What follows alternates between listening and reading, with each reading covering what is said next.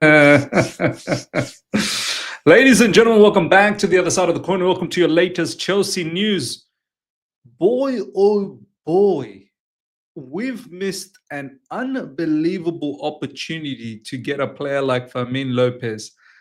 We were going after Xavi Simons, we were going after Fermin Lopez, one or the other, and then we ended up getting neither. One wanted to stay with Barcelona, the other one went to Spurs because we didn't want to pay. Pay Leipzig the money that they wanted, and Simmons waited far too long enough. And then we ended up getting Bonanote on loan. Now, look, Bonanote could potentially turn out to be fantastic, but then again, how many minutes is he going to get? But I have to say one thing about Fermin Lopez, ladies and gentlemen. I just finished watching Barcelona versus Valencia. It's probably one of the best performances I've seen in a while. This player absolutely smoked it. And look, I haven't watched enough of Barcelona recently because all of these matches are in like insane time. Sometimes it's in the same time with Chelsea. I took the opportunity to see, what's Fermin Lopez all about. One, we've been linked with him in the last summer transfer window, and two, I wanted to see, how does he operate? How does he play within this Barcelona setup? I have to say, ladies and gentlemen, this guy was phenomenal. The way he presses, his technical ability, his passing, his dribbling, his long range shooting, his crossing, his footballing IQ. I was blown away. I literally was blown away. He won the Man of the Match award against Valencia, I believe 2 goals. Yeah, 2 goals. He scored lovely 2 goals. The second one was just an absolute pile driver. And he got himself an assist as well, I remember. It was a complete performance. And I feel like, wow. And this is the first proper time I've watched Fermin Lopez. And I know I shouldn't judge everything based on the one match, but just from an individual standpoint, his performance was next level. And one of the key things that really stuck out for me and why a player like Fermin Lopez would have been sensational for Chelsea Football Club is because of his ability to play through the middle. Barcelona, it comes from their DNA, right? Many teams that they face want to sit deep, want to defend compact, and their players need to be able to play through the middle. And I feel like most of the teams now that we face in the Premier League that come up against Chelsea, they want to also most times want to sit deep. And you need players like Fermin Lopez that can penetrate, that can find those gaps through the center and be very comfortable in receiving the ball and move and have that technical ability. The way he was passing and moving through the central areas when it was so compact and so many defenders was just magnificent to watch. Ladies and gentlemen, this was straight after the match as it finished because Fermin Lopez got the man of the match. Fermin on Chelsea proposal, I never had any doubts about staying at Barcelona. There were speculations, but in the end, I always wanted to stay here and I will fight to stay here for many years. Now, look, players say this, right? And I've got no doubt he's probably going to stay at Barcelona. Sure. But if there is a scope in the January transfer window, I think we need to pursue this. I really do. Because, look, Xavi Simons is a Spurs player. And some are saying Fermin Lopez is far better than Xavi Simons. Look, I need to watch Xavi Simons. I saw him against West Ham over the weekend when Spurs played. He looked very good. He looked like a very good player. But Fermin Lopez blew my mind. He absolutely blew my mind.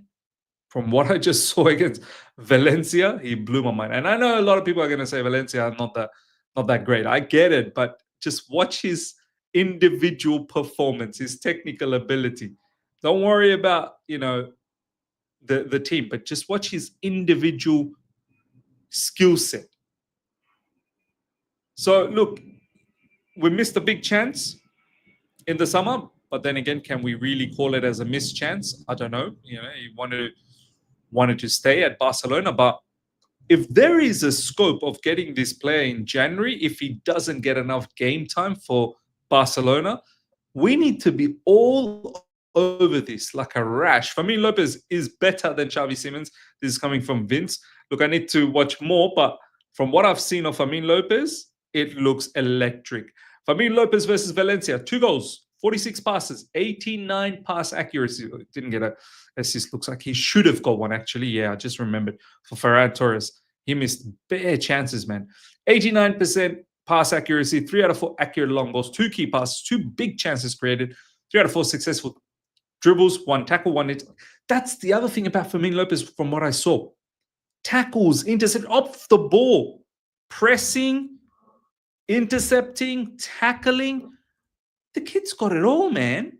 The kid has got it all. So incredibly intelligent and efficient, pure quality. Man, had I known about how awesome Fermin Lopez is, and I know, granted, 1 game, but I think would have pushed a lot harder in the videos. And I know that probably doesn't make any difference. I don't have that type of influence, but I'm just saying, I mean, I would have been a lot more, cutthroat about this whole situation. But look, hopefully we get another bite at the cherry in the January transfer window. Whether it happens or not, I don't know. Looks like Fermin Lopez wants to stay at Barcelona. Ladies and gentlemen, let me know your thoughts about Fermin Lopez. If there is a sniff, should Chelsea be going after him? I truly believe we should. All right, Enzo Maresca. When we face a team who have a low block like on Saturday, having a proper number 9 and João Pedro behind in the way we played against West Ham with João and Liam Delap, and how we started against Fulham with João and Liam. That is the perfect situation for João. Well, that's interesting. That's very, very interesting from Enzo Maresca that he's saying this. I understand it. I get it.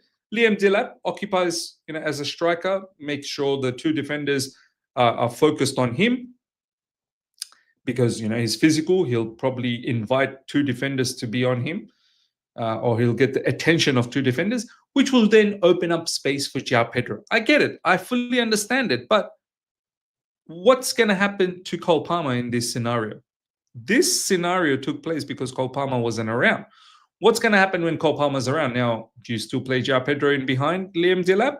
And if that's the case, you need another striker in the bench. So if we were thinking about doing this, why didn't we keep Nicholas Jackson? Because this makes me think that you probably should have kept Nicholas Jackson. But it also makes me think, is Enzo Maresca only saying this because Cole Palmer wasn't available? Is he going to continue doing this? If there's a low block, he's going to play, Delap and João Pedro together. Where do you fit Cole Palmer? Do you now put him on the right side? But then where do you fit Estevan Willian, Pedro Neto? Like, I feel like Estevan Willian needs to play. So, I'm not really completely sure about it. I understand the idea and what Enzo Maresca is saying, but you start now shifting a bit too many things. Is Cole Palmer more suited just behind João Pedro? I felt like João Pedro, from what we've seen as a striker so far, I'm not forgetting anything about what we saw in the Club World Cup in the initial phase of the Premier League. That João Pedro up front and Cole Palmer just in behind João Pedro, that will also work. But I get this, but then this will then mean you need to get another striker, 100%. A solid striker that can come and make an impact from the bench. And where do you start shifting Cole Palmer? So on and so forth. So look, interesting comment from Enzo Maresca. Ladies and gentlemen, let me know your thoughts in the comment section, what you thought about that. Now, Moses Caicedo, very, very interesting comments in regards to Brentford's goal. Brentford played their football, putting the ball in the box. So it's difficult. We tried to do our best, but sometimes that happens. The reaction of the team was good. We needed to be patient, and that's why we could come back into the game. I love this. I mean, a lot of people in recent times have gone after me. Miz, why do you believe in this team so much? Blah, blah, blah, blah. This squad is not that great. Ladies and gentlemen, not that long ago, I really didn't have too much belief in what our football club was doing, how our squad was looking, what the players were doing, what the manager. But as I said, over the last 5 months, things have changed. Things really have changed. If you are still sitting there thinking, no, nothing has changed, then you're lying to yourself.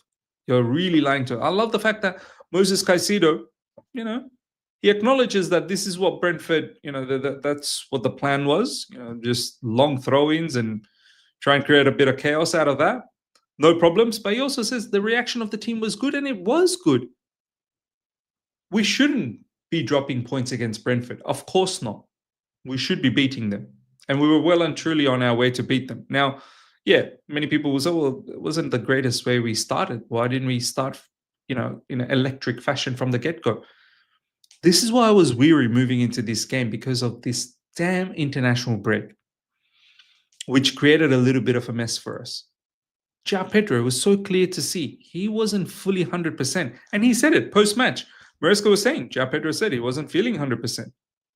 Cucurella needed to be rested because he's played a lot of matches. Best believe if Cucurella, Tosin, Chalobah, and potentially Reece James, who also played back-to-back, if all of these players, played together, I don't think the situation would have been same for Brentford moving into halftime 1-0 up. Because when you play with those four, then you're going to get the best. Now, yeah, a lot of people are going to think about that and go, oh, well, there you go. You don't really rate the players that we have in terms of depth. No, I do rate them. I think they're good players. Hato is a good player. Gittins is decent. I mean, not my cup of tea, not what I wanted, but he's here now, and we need to trust him. We need to give him the minutes, because others need break when they've played a lot of game. And in terms of Esteban Willian, he was ill. He wasn't even in the squad. So, I feel like Moses Caicedo is right. Under the circumstance that we were in against Brentford, I think the reaction of the team was really, really good, and we should have won. We should have scored more goals in the second half. We should have won.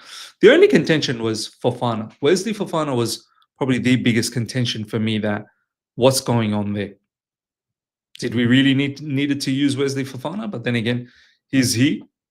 What do you do with him? Do you not utilize him? If you don't utilize him, then he needs to go. Moses Caicedo on his goal. I knew what I was going to do. I was just thinking about shooting on goal. I did it, and it was a great goal. I'm going to keep going to help the team. I love it. Take more shots like that, Moses Caicedo. Whenever you see an opportunity and you can see the goal clearly and you're just outside the box, have a dig. Let one rip. If we get a goal out of it, fantastic. He's got good shooting technique. We've seen Moses Caicedo score from range quite a few times now. Quite a few times, in fact. Pochettino's season, last season in the Conference League, I remember, and this season already. So he's got that ability, and if there is a chance, then go for it. Now, ladies and gentlemen, something interesting took place in Strasbourg's match. Strasbourg ended up winning, but if you guys remember, Emmanuel Emegha a few days ago was a here we go. The deal is done. He's going to be a Chelsea player, and he's publicly come out and said that is the case. It's his last season at Strasbourg, and then after that, he's moving to Chelsea.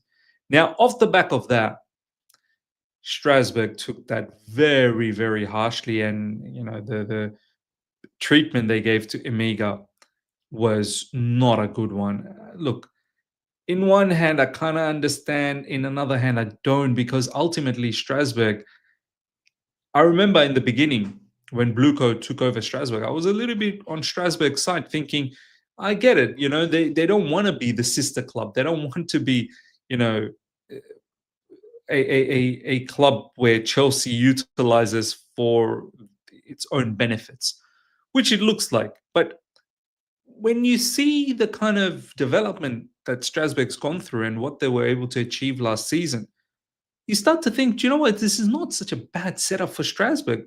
If Bluco wasn't there, I think Strasbourg would struggle big time. Now, at least Strasbourg, they get some of the best young talents to come and join them, and they can finish higher up on the table, finish in European spots like they did last season in the Conference League. They get to play Conference League. All of these things wouldn't be available for Strasbourg, and I don't think they'd even dare to achieve it if it wasn't for Bluco. That's the honest truth.